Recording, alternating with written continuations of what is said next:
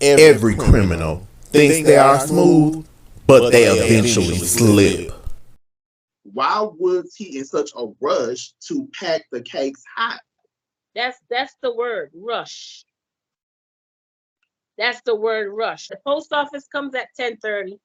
You had UPS came at 4, and then he would hire a Mexican guy that had like a Ford Thunder or whatever open back truck that would take the rest of it in the evening. You just come, throw the cakes in there on the flatbed. Just throw your cakes in there on the flatbed and go. No food safety procedures. No, just there was nothing on the flatbed. Just threw them on the flatbed, and that's why some people would get their cake and it was mush. Some people would get their cake and it was damaged. All kind of things. Let us get up. Let us speak up. Oh, so we can be heard. Oh, so we can be heard.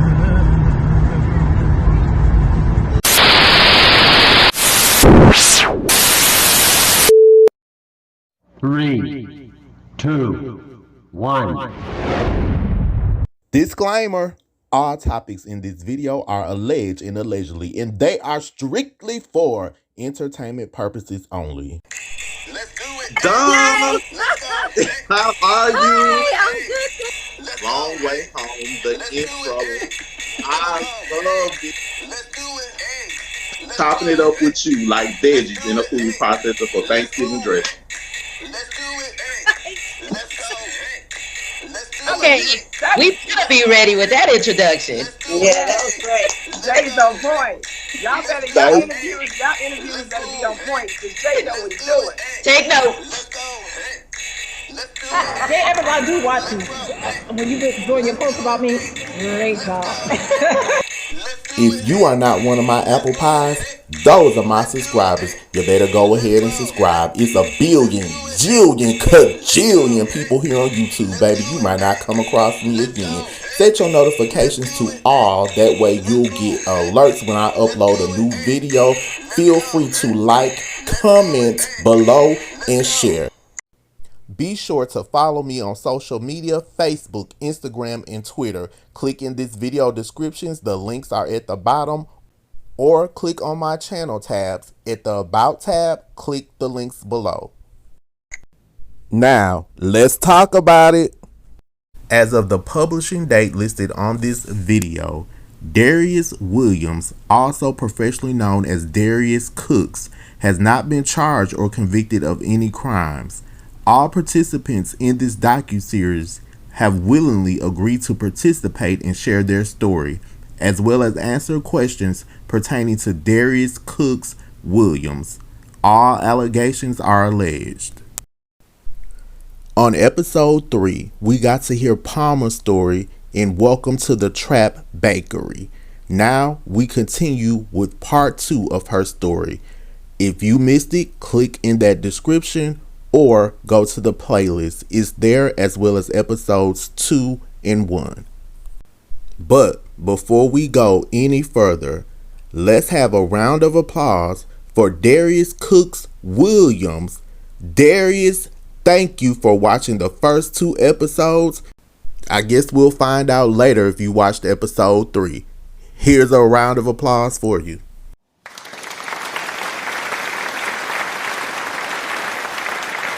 My responsibility was baking. I never packed the cake. I didn't know nothing about putting the cake in a box with all that blue ribbon or whatever the hell that is. It was not my job. My job was baking. He asked you this about him because you talked about like your resume, you having the pictures, you going to actual school, working, so you have the knowledge of baking. So would you consider him a real baker or cook? And were these did you know if they were his actual recipes? Can he actually bake? Or was it strictly you and other people doing the baking? Listen, Okay. that dummy cannot bake. Not even a rock. Okay? Baking is a science. Baking is chemistry. You can cook and you can add flavor, take away flavor, do all of this stuff to get it right. Baking has to be precise. Has to be precise. You are dealing with chemicals. Baking soda is a chemical. Baking powder is a chemical. If you have too much baking powder, it tastes very. If you have too much baking soda, it tastes like acid. So did he ever actually cook and help y'all? No. By running their mouths, that's what they did, and that's what they continue to do by running your mouth. The recipe sucked. I don't know where they stole that from, but it sucked because when it comes to baking, like I said, baking is precise. Now, if you're going to increase a recipe, you have to increase the ingredients. Right. So one recipe, a one-time recipe would be fine. But anytime it goes into 2 times, 3 times, the calculations were off.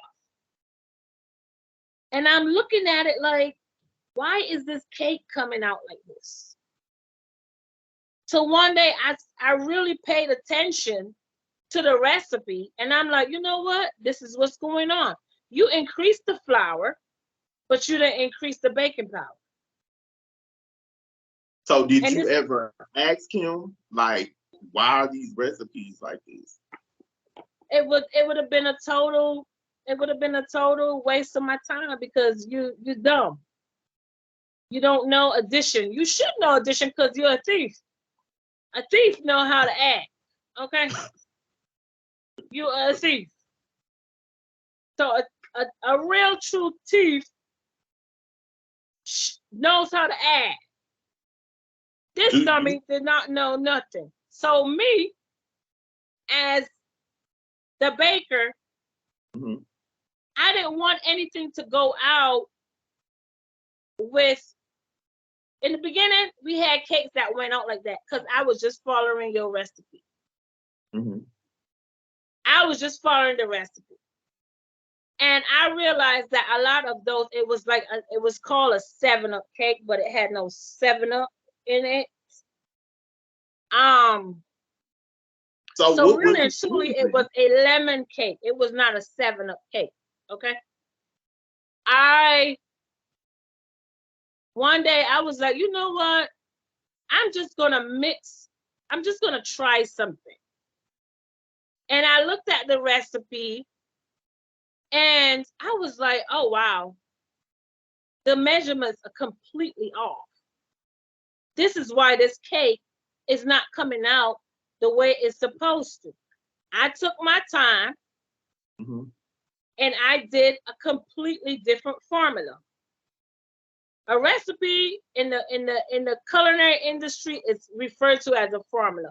We don't want to get technical and all that, so people just call it a recipe. Okay. So I just looked at the recipe and I was like, you know what? I started doing things and changing around things, and I became like a little scientist in that kitchen, and I started mixing stuff. And one day he was there, it was there in the office, and I had mixed the lemon cake. And I took some of it and I told him, I said, I changed the recipe, taste it. Because apparently a lot of people were complaining about that lemon cake in the beginning. So I told him, I fixed it, taste it. He tasted it. He was like, oh my God, this is so good. What did you do? I said, that's my secret. So then he got on live. I didn't know. He got on lives. Because we had different bakers. So you have bakers that were more qualified. You have bakers that were qualified and bakers that were less qualified. So if certain people got certain things, I know for sure Palmer's name wasn't on it. Because I'm not So sending out mediocre shit. it's no telling how your cake would turn out because different people were making different cakes. Different people, I can give you a recipe. And I can have that same recipe. And we're both standing next to each other. And we're following that recipe to the T. For some reason, your stuff comes out different than my stuff. So I don't. since you said that the Hennessy cake, right? Was there actual Hennessy in the No. cake or in the icing? Listen, that Hennessy, that pineapple Hennessy cake, and I just did a live with Nisha. Mm-hmm. When that cake was made, I was long gone. Okay. I was long gone. My last week there was in November. The first week in November, I was out of there because I started working at Amazon for the holidays. I was out of there. Anytime a pineapple Hennessy cake was made, it's made like a pineapple upside down cake. So I would get like chunks of pineapple, the brown sugar, all of that, whatever, and I put it to the bottom of the cake. It came in certain pans. I would never bake it in that pan that I saw her picture looked like, because I realized certain pans gave you that nice crown that the pineapple, it would look really nice and glossy on the top. That was not one of the pans that I would use. And this dummy didn't even know what was the mix to put on top of the pineapple mix to go on top of that cake. That goes in the pan first. Then the mix goes on top of that. It becomes like a pineapple upside down cake. The only thing that had Hennessy was the icing. And when I saw the little bit of icing that she got, I was like, girl, ain't nobody was there. He tried to make all that stuff, or that probably was a dry old cake that came out the freezer and decided to send it, because at that time, nobody was there. The only thing that was there was those pack of lies that they were trying to sell as recipe books. All the lies and stuff that they stole and try to make it their own. Because I looked at some of those. When that truck came, he was in Cancun because he was always quick to run somewhere. 19 pallets of those books came. It was me and another baker. We had to come down there on our day off and receive those pallets and try to get them into that tiny space. So you had books mixed in with the cakes, right? And I looked in one of those vegans. I always say, I can't believe it's vegan. You know, like, I can't believe it's not butter. Yeah. I can't believe it's not vegan. That's what that was, because it wasn't. Because you look in those books and majority of the recipes, majority of the ingredients were not vegan. So I'm like, don't people know what vegan is? If you're going to buy this book, don't you know what vegan is? Complain about this? Like, were you there to witness, like, with the vegan book or the cakes, like the complaints? And if he did get complaints, what was his response? He didn't care. They had cakes that came back. There was a few boxes that would come back from the post office. It would be returned. Most of the time he wasn't there. And I'll just go and I'll put it on his desk. Because I'm like, I don't know what this is. I most likely, I figured it was a cake. I'm not opening it. You're the owner. You can open your returns. You can deal with that, whatever. It was sit there for days. So would he even give people refunds? Because on the website, it says you can send it back. You'll get a refund except for the shipping and handling, right? But so many people say they tried that, they emailed, they got like automatic replies or no reply. So would he even address them wanting a refund? I don't even know. I can't tell you. I didn't pay too much attention to him on that side. I even for me, I will speak about me. When I send him my hours, or when I sent him my hours, it will go to that same email that everybody else goes to. There wasn't a separate email. And I have those emails too. I would send him my hours, and I would get that somebody will respond to you in 24 to 48 hours. Then I have to call it and tell it I just sent you my hours for him to go on there and get my hours. So I was in with the thousands of other people that would get that because there was no separate email. You didn't have a personal email for your employees or for yourself. Everything went to that email that everybody sends everything else to and get lost. So do you think if you wouldn't have told him I've emailed you, he would have never checked? He wouldn't have checked. He would have texted me and asked me for my hours. Meanwhile, I have to, and he's done that before. I was like, I sent it to you. And then he'll go and check and be like, oh, I see it. So I can just imagine the people that are really sending stuff and you're getting no response other than this automatic crap, which is unprofessional. And then if you're not a person to check your email once a day or twice a day or every other day, whatever your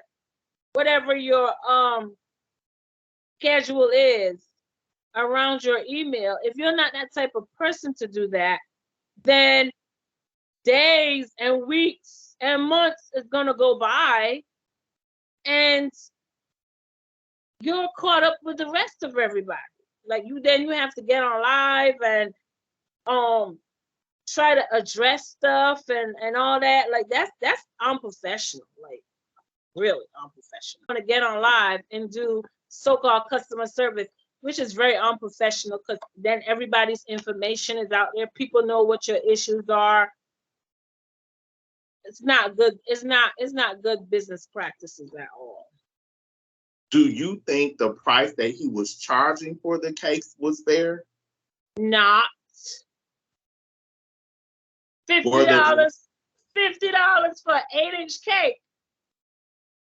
Don't have no decoration. Don't have no filling. Don't have nothing significant about this cake other than it's a cake, a plain cake, and you getting a little supposed to be 8 ounces. Mm-hmm. That container is supposed to be full. Supposed to be 8 ounces of icing, whatever flavor icing it was. And you're paying $50 for that.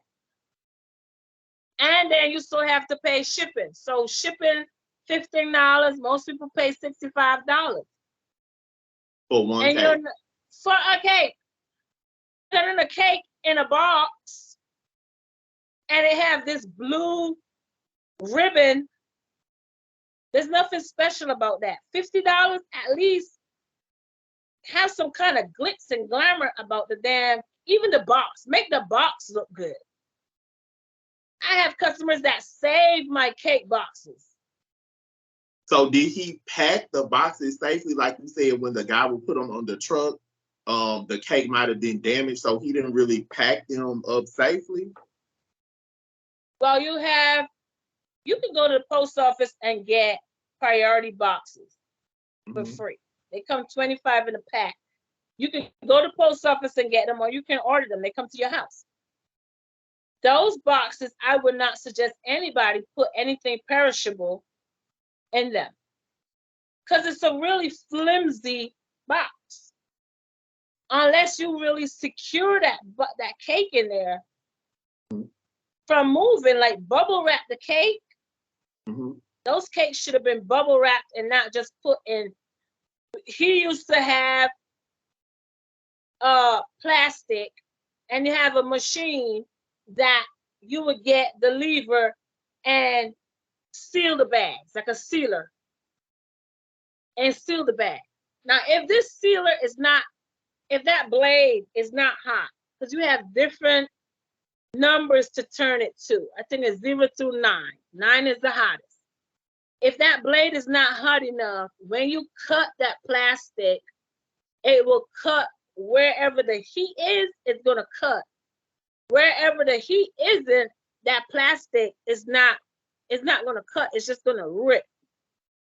And if you're not paying attention and you're just trying to get stuff out like this idiot, you're packing cakes that are open. That's why a lot of people complain that their cakes was open. Plus the cake is hot.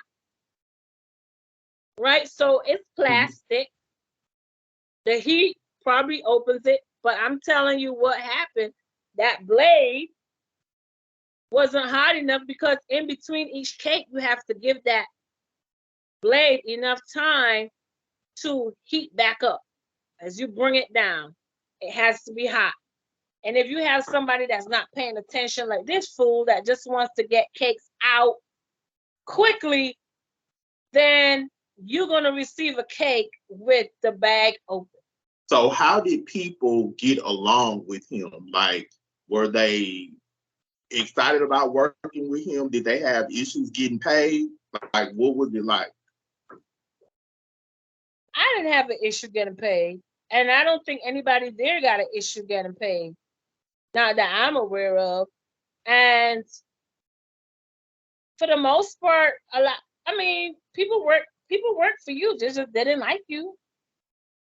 I had one of the bakers was like, she heard about a situation with him, and I guess one of the people that worked in Chicago, that he owed these people money, and she was like, you should be careful. And I was like, girl, he got more sense than that. He not gonna mess with my money. He ain't that stupid. So she was the one who ended up cursing him out because we were sharing a dumpster with the whole building. And this wasn't a big dumpster. This was a small dumpster. Most of the garbage that came out of that building was coming from the bakery, because we got big crates of eggs, we got butter, we got dairy products and all that stuff. So it was a lot of trash that was going out. The truck only came, I think it was Tuesdays or Wednesdays.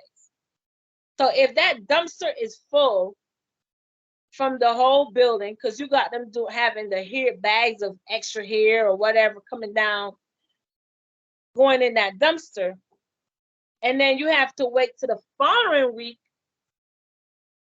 before a truck comes in, guess where that garbage is going? It's just overflowing. No, it was in the bakery. So it was in the bakery. It was in the bakery on the wall. Say there was an empty space against the wall. Now, if the garbage truck came and left, and the garbage is full, you can't just go out there and put it on the ground. The landlord gonna come and tell you need to get rid of that garbage. It needs to be in the dumpster. So the garbage was up against the wall in the bakery. And you have a whole week before the truck comes. Now you're looking at maggots and you're looking at flies building up from all those eggs and stuff. In the bakery with y'all while y'all are cooking. In the bakery. So why didn't the health department or somebody come shut y'all down? Or do you think they didn't know he had a bakery? It didn't know. You can go look for it. You ain't gonna see it. So what happened to the bakery? You can go look for a health inspection for that trap bakery, because I call it a trap bakery and now everybody calling it a trap bakery. That trap bakery never had one of these. Like a trap house. It was a trap house. Okay, the sink leak, and when the sink leak, and if it overflow, it's running back to the wall, and the wall seemed like it had no insulation in between the walls. It would start crumbling. So how did the bakery end up closing then? The health department got complaints. Oh. The health department got complaints and came and realized what was going on and shut it all down. And I think it was shut down. It wasn't being used then because nobody was there. There was no orders coming in. So when they came, I think it was already closed, but they came in and officially somehow they probably got in there and saw, the mixers and the flour and the sugar and all that in there. Because you have to give them access to the building. This is a government agency. Somehow they got access to that building, did what they did, and officially close it down. You had a business license. That's as far as it went. Anybody can have a business license, but then if you're dealing with food, you contact the health department like I did. You contact the health department because they don't know you have a food business unless you call them and tell them. Unless you go on the health department website and fill out an application for a health certificate or a health food permit license or whatever. And then you send them all the documentation, you send them your serve safe certificate, you send them your water bill. I had to send them my water bill, but if you're a business, you're sending them your water bill, you're sending them your serve safe certificate. You're sending them all the stuff that is required of you because it gives you a list of your documents that you have to send them along with your initial application that you fill out online.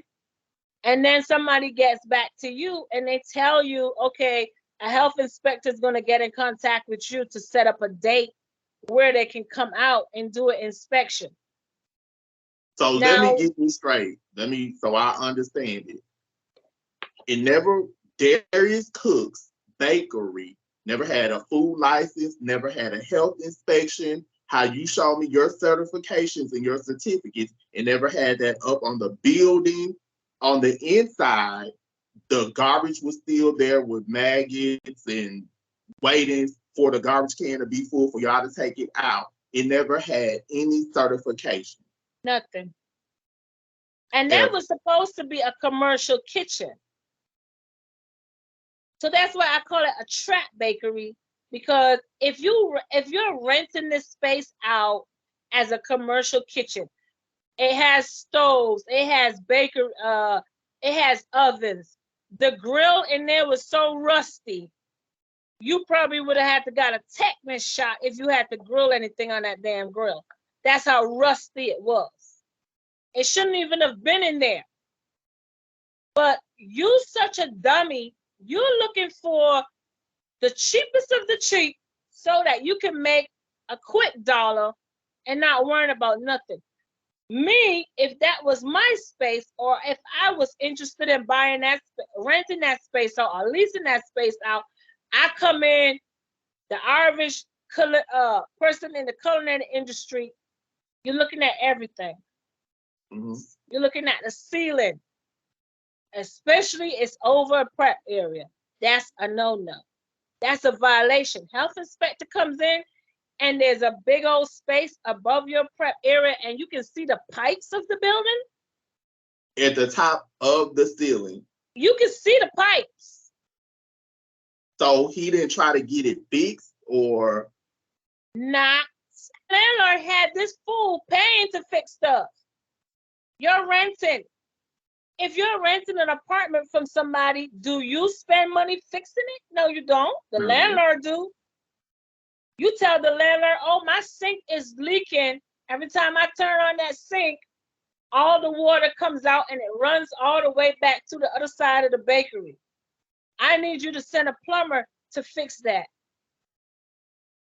You know what the landlord told this dummy?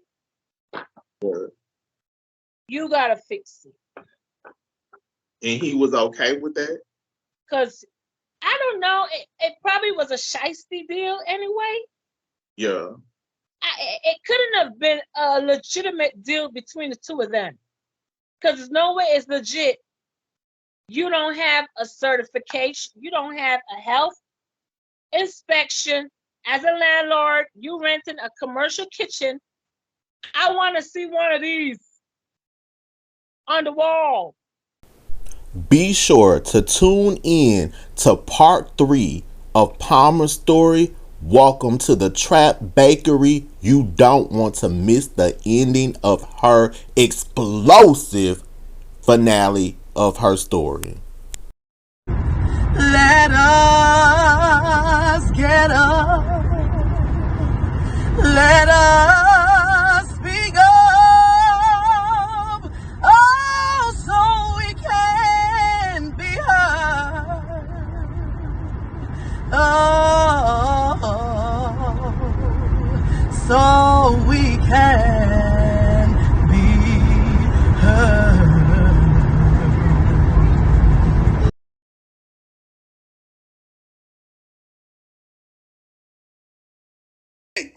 Let's go. Let's do it. Let's go. Let's do it. Let's go. Let's do it. Come on. Let's do it. Let's roll. Let's do it. Let's move. Let's do it. Let's go. Let's do it.